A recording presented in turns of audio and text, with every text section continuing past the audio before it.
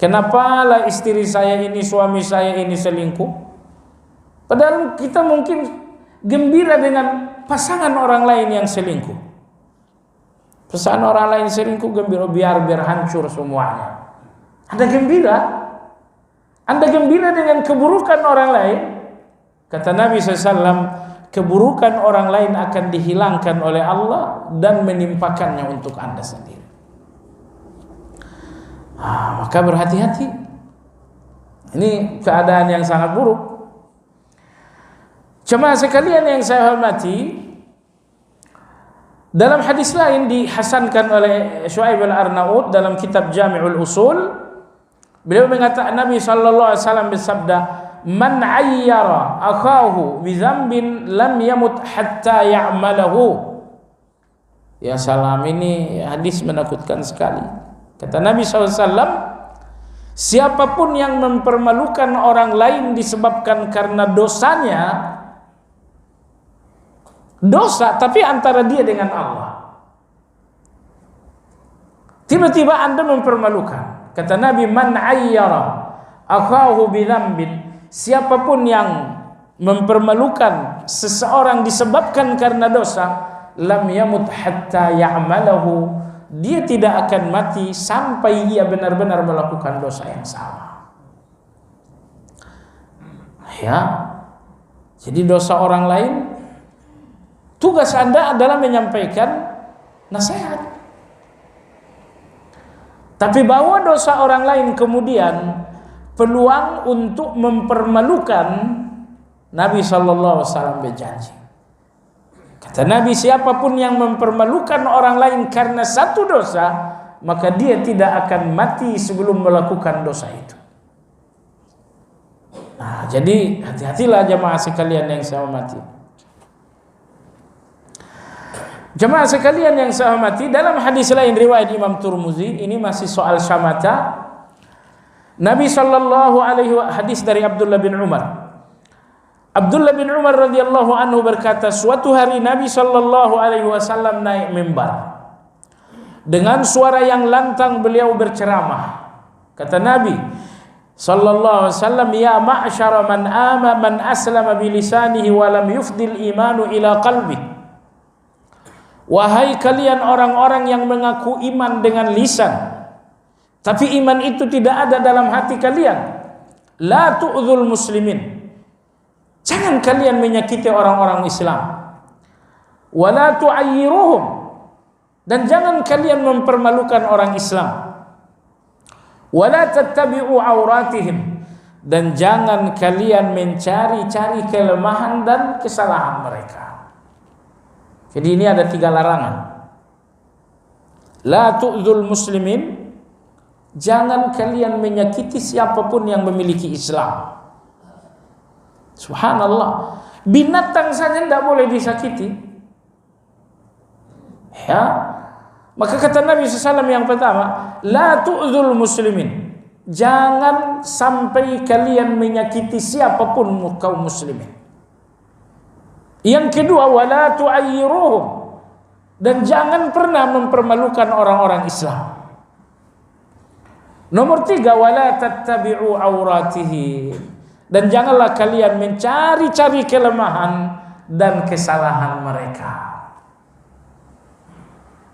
Ini nomor 3 ini, ya kita sih tidak perlu menuduh orang lain siapa, menuduh diri sendiri yang penting. Ya, kita ngaji ini untuk memperbaiki diri sendiri dulu deh. Jadi jangan menyakiti orang lain, jangan mempermalukan orang lain, dan yang ketiga jangan mencari-cari kelemahan dan kesalahan mereka. Kenapa? Kata Nabi SAW, fa inna man tatabba'a awrata akhihil muslim tatabba'a Allahu awratahu. Karena siapapun di antara kalian yang mencari-cari kelemahan dan aib seorang mukmin, maka Allah pun akan membongkar aibnya. Subhanallah. Jadi tidak akan terbongkar aib Anda kecuali kalau Anda sudah mulai mencari-cari aib orang lain. Nah, Wa man tatabba Allahu auratahu yafdahu walau fi jawfi rahlih. Dan kalau Allah telah membongkar aib seseorang, maka Allah akan mempermalukannya walau dari dalam rumahnya sendiri. Allah akan mempermalukannya dari dalam rumahnya. Mungkin istrinya atau suaminya main gila, atau mungkin anaknya tiba-tiba pengedar. Pokoknya Allah akan membuatnya malu melalui orang-orang yang dari dalam rumahnya, melalui istri, melalui anak, melalui saudara. Nah, oleh sebab itu jemaah sekalian, hati-hati dalam berbicara. Hati-hati dalam berbicara. Imam Bishr Al-Hafi rahimahullahu ta'ala, beliau seorang pedagang. Sewaktu dia berdagang, datang seseorang yang akan berbelanja. Qadarullah, konsumen yang akan berbelanja begitu masuk di warung, kentut, buang angin agak kencang. Setelah itu si pelanggan ini bertanya, ada barang ini enggak? Imam Bishr Al-Hafi rahimahullah pura-pura tuli. Enggak tanya, ada barang ini enggak? Bishr Al-Hafi rahimahullah diam, seolah-olah dia tuli. Setelah bertanya berkali-kali dan Imam Bishr Al-Hafi enggak menjawab, akhirnya orang ini pergi. Setelah ditanya, kenapa enggak dilayani? Beliau mengatakan, agar dia tahunya saya orang tuli. Supaya apa? Supaya dia enggak merasa malu dengan apa yang tadi terjadi. Jadi beliau berpura-pura tuli supaya orang lain tadi tidak merasa malu dengan apa yang terjadi. Akhlak kaum salafus saleh seperti itu. Baik jamaah sekalian, ini hadis Abdullah bin Umar. Jangan sakiti orang Islam, jangan mempermalukan mereka, dan jangan mencari-cari kelemahan dan aib mereka. Oleh sebab itu di antara zikir pagi kita berbunyi, wastur aurati wa amin rawati. Ya Allah, tutupilah auratku, tutupilah aibku, tutupilah kelemahan dan kekuranganku. Wa amin rawati, dan amankanlah segala ketakutan-ketakutanku. Hadis berikutnya adalah hadis dihasankan oleh Syekh Albani rahimahullahu taala, diriwayatkan oleh Imam Abu Dawud dari Sahal bin Mu'adz radhiyallahu taala anhu. Ini kata Nabi SAW, man hama mu'minan min munafik, ba'athallahu azza wa jalla malakan yahmi lahmahu yawmal qiyamati min nari jahannam, wa man rama musliman bi syai'in yuridu shinahu, habasahullahu ala jisri jahannam hatta yakhruj bihi mimma qala. Kata Nabi sallallahu alaihi wasallam, siapa yang membela seorang mukmin dari tuduhan-tuduhan buruk orang munafik, maka Allah akan memerintahkan malaikat melindunginya sehingga tidak masuk dalam neraka jahanam. Siapa yang melindungi seorang mukmin dari lisan dan tuduhan-tuduhan orang munafik, maka nanti pada hari kiamat Allah akan mengutus malaikat untuk melindunginya dari jahanam. Tetapi barang siapa yang menuduh seorang mukmin dengan tujuan untuk mempermalukan, habasahullahu ala jisri jahannam, maka Allah akan menahannya di atas jembatan jahannam hatta yakhruja mimma qala, sampai ia mengeluarkan apa yang dia ucapkan. Artinya sampai dia membebaskan seorang mukmin dari ucapannya. Jadi siapa yang menuduh seorang mukmin, tujuan dari tuduhan ini mempermalukan, maka nanti di jahanam Allah akan menahan orang ini sampai ia mengeluarkan apapun yang membebaskan mukmin tadi dari tuduhannya. Kalau sekarang Anda bisa membebaskan orang lain dari tuduhan, ya kan? Saya tuduh si fulan begini, saya dengan mudah bisa melepaskan ia dari tuduhan itu. Misalnya saya ralat ucapan saya, Misalnya saya melakukan konferensi pers untuk membersihkan nama baiknya, tapi nanti di akhirat seseorang yang menuduh seorang mukmin untuk mempermalukan, orang ini akan ditahan oleh Allah di atas jahanam sampai ia berhasil membersihkan nama baik orang yang dia tuduh. Apakah dia mampu membersihkan itu? Sudah nggak bisa, nanti sudah sampai di akhirat. Nah, jemaah sekalian yang saya hormati, Imam Ibnu Rajab rahimahullahu taala beliau berkata, "Adraktu qauman lam yakun lahum 'uyub, fadzakaru 'uyuban nas, fadzakara an-nasu lahum 'uyuban, wa adraktu aqwaman kanat lahum 'uyubun, fakaffu an 'uyubin nas, fanasitu 'uyubahum." Ini beliau tegaskan dalam kitab Jami'ul Ulum wal Hikam jilid yang kedua. Beliau mengatakan, aku mengenali banyak orang tanpa aib. Tiba-tiba mereka berbicara tentang aib orang lain. Perlahan-lahan saya pun mendengarkan banyak orang membicarakan aib mereka. Tapi sebaliknya, kata beliau, aku pun mengenal sejumlah orang, mereka sesungguhnya memiliki aib, tapi mereka tidak pernah buka lisan, buka mulut untuk membicarakan aib orang lain. Lalu perlahan-lahan aku pun lupa dengan aib mereka. Al jaza'u min jinsil, balasan sesuai dengan perbuatan.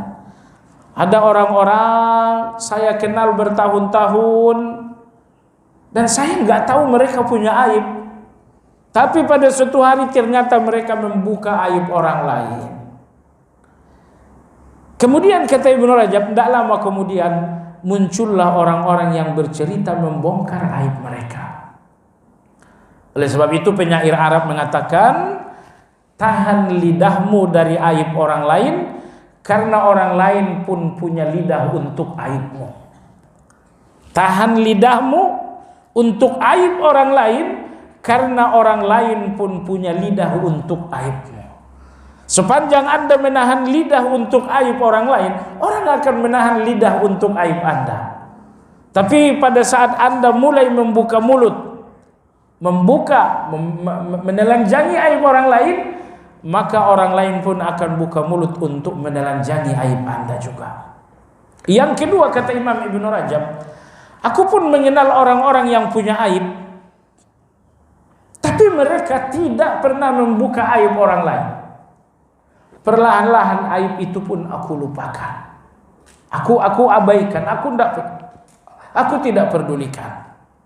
Begitu kata Imam Ibnu Rajab Al-Hambali rahimahullahu taala.